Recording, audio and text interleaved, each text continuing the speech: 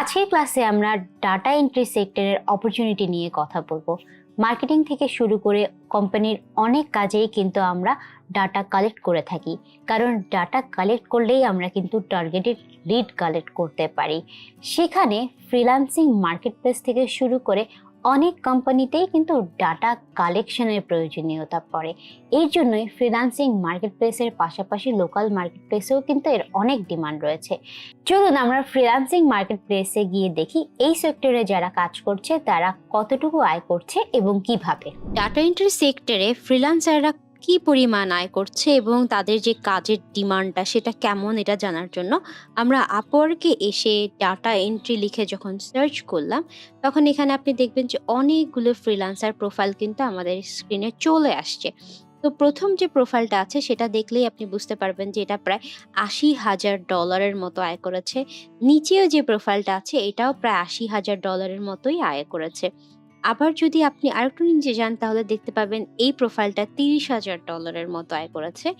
এরপরে আপনি যত নিচে যেতে থাকবেন তত কিন্তু আপনি দেখতে পাবেন যে কে কত ডলার আয় করেছে।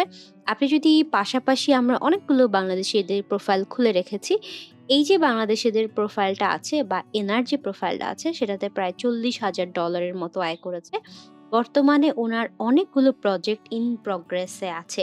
আবার যদি আপনি এই প্রোফাইলটা দেখেন তাহলেও বুঝতে পারবেন এটা $৮০,০০০ মতো আয় করেছে। ওনার প্রায় ৩৪টার মতো প্রজেক্ট রয়েছে। প্লাস আপনি যদি এই প্রোফাইলটা দেখেন এখানে দেখবেন এখানে মাত্র $৪০০ মতো আয় করেছে। কিন্তু কেন উনি $৪০০ মতো আয় করেছে? কারণ হচ্ছে ওনার এই যে জায়গাটা এখানে প্রগ্রেসে দেখতে পাবেন, ওনার প্রায় অ্যাক্টিভ না বললেই চলে উনি এই সেক্টরটাতে কাজ করার জন্য। তো আপনি যখনই ডেটা এন্ট্রি সেক্টরে কাজ করতে আসবেন আপনার মনে রাখতে হবে এখানে স্কিল থাকার পাশাপাশি আপনাকে অ্যাক্টিভও থাকতে হবে। তাহলেই আপনার আয়ের পরিমাণটা বাড়তে থাকবে। এরপরে যখন আমরা ফাইবারে এসে সার্চ করলাম ডাটা এন্ট্রি, তখন কিন্তু আপনি দেখতে পাচ্ছেন যে এখানে প্রায় ৬০,০০০-এর মতো গিগ আছে এবং ফাইবারে এই যে সেক্টরটা এটা অনেক কম্পিটিটিভ একটা সেক্টর। এখানে যারা কাজ করছে তারা কিন্তু প্রতিনিয়ত কাজ পাচ্ছে। আপনি যদি এই গিগটা খোলেন বা এই গিগটা খুলে দেখবেন যে এনারা ৬টা অর্ডার রয়েছে।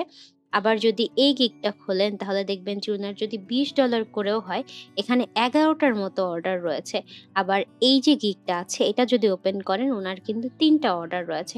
পাশাপাশি আপনি ১ম পেজে থাকা যে গিগগুলো আছে সেগুলো ওপেন করলে কিন্তু দেখবেন যে এখানে অনেক ক্ষেত্রেই অনেক মানুষ অর্ডার পেয়ে যাচ্ছে। আমরা যদি এটা একটু ওপেন করি তাহলে দেখবেন যে এটার ক্ষেত্রেও একটা অর্ডার রয়েছে।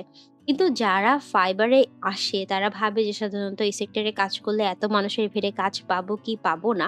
সেই ক্ষেত্রে কি হয়, যারা নতুন আসে তারা কিন্তু স্কিলড না হয়ে আসার কারণে এখানে কাজ পায় না।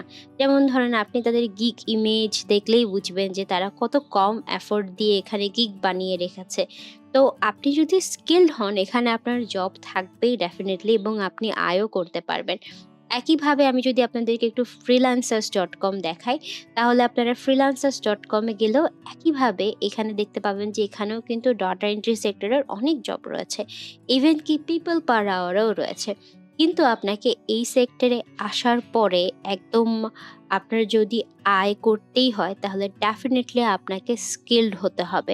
এতক্ষণ আমরা দেখলাম যে এই সেক্টরে যারা কাজ করে তারা কতটুকু আয় করছে। আমরা যখন ডাটা এন্ট্রি সেক্টরের কথা বলি, ডাটা এন্ট্রি কিন্তু অন্যান্য সেক্টরের তুলনায় শেখা অনেক সহজ।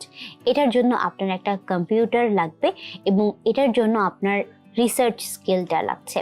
তাছাড়া বাকি যে স্কিলগুলো আছে সেগুলো কিন্তু আপনারা এই কোর্সের মাধ্যমে অর্জন করে ফেলতে পারবেন। তাই আপনাদেরকে আমন্ত্রণ জানাচ্ছি পরবর্তী ক্লাস দেখার জন্য।